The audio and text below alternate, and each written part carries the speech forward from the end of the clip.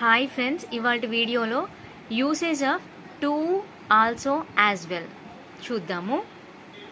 ఇక్కడ to, also, as well ఈ మూడు వర్డ్స్కి సేమ్ మీనింగ్ ఉంటుంది.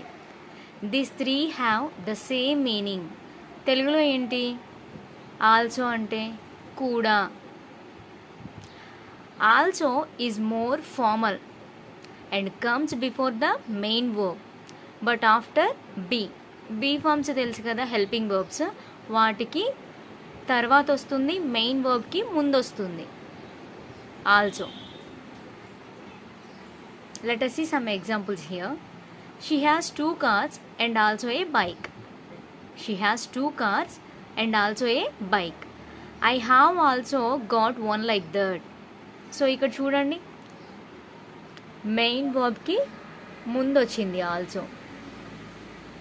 ఇక్కడ తనకి కార్స్తో పాటు బైక్ కూడా ఉంది. అర్థమైందా friends? And too and as well are less formal and usually come at the end of the sentence. ఈ టు, యాజ్ వెల్ అనేవి సెంటెన్స్ చివరిలో వస్తాయి. As well is more colloquial than too. Means too కన్నా మనం ఎక్కువగా as well అనేవి positive opinion ఇవ్వడానికి use చేస్తూ ఉంటాం.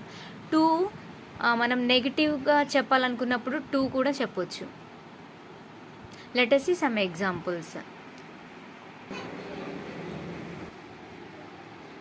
ఇక్కడ ఎగ్జాంపుల్స్ చూడండి friends. She has 2 dogs and also a cat. She has 2 dogs and a cat too. ఇక్కడ చూస్తే too end of the sentence use చేసాం. She has 2 dogs and a cat as well, ఇది కూడా sentence చివర్లో use చేసాం. ఇంకొక example చూద్దాం. I have read the book and I have also seen the film. So main verb ముందు use చేసాం also.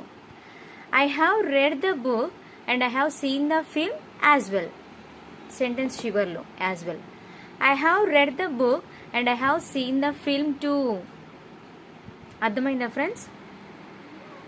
Also, as well, too ఎలా use చేయాలో. Thanks for watching.